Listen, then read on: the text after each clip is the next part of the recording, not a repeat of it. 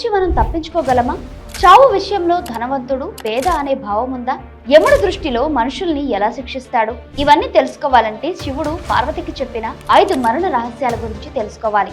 ఎవరైనా సరే పాపం చేస్తే అందుకు శిక్ష అనుభవించక తప్పదు.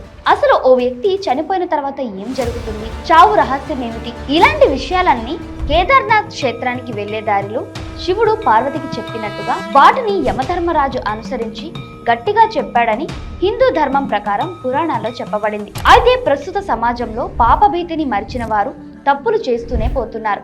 కానీ కర్మ సిద్ధాంతం వారిని వెంటాడుతూనే ఉంటుంది. మనుషులంతా ఆధిపత్య నియంత్రత్వ ధోరణులను వదిలి ఇతరులకు సహాయం చేయాలని ఈ సిద్ధాంతం చెప్తుంది. ఈ 5 చావు రహస్యాలను యమధర్మరాజు చిన్నారి నచికేతకు చెప్పినట్టుగా పురాణాల ప్రకారం తెలుస్తోంది. ఈ రహస్యాల గురించి ఇప్పుడు తెలుసుకుందాం. ఓం పరమాత్మ స్వరూపం అంటే మనిషి హృదయంలో బ్రహ్మ నివసిస్తాడు. యమధర్మరాజు చెప్పిన ప్రకారం మనిషి చనిపోయినా అతని ఆత్మ చావదు. దేహాన్ని ఏం చేసినా కూడా ఆత్మ ఏమీ చేయలేదు, శక్తి కోల్పోతుంది. ఆత్మకు జననం మరణం అనేదే లేదు. మనిషి చనిపోయాడంటే అతని పుట్టుక చావు అనే చక్రం పూర్తయినట్టే. అతను బ్రహ్మతో సమానం. యమధర్మరాజు చెప్పిన దాని ప్రకారం దేవుణ్ణి నమ్మని మనుషులు చావు తర్వాత ఆత్మగా మారి ప్రశాంతత కోసం చూస్తారు.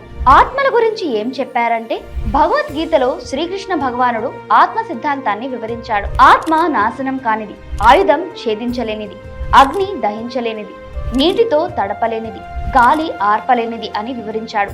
ఇంతేకాక అహం బ్రహ్మాస్మి అంటే నీలోనే ఉన్న ఆత్మ భగవంతుని అంశ కనుక ఆ విషయాన్ని తెలుసుకోమని చెప్తున్నాయి.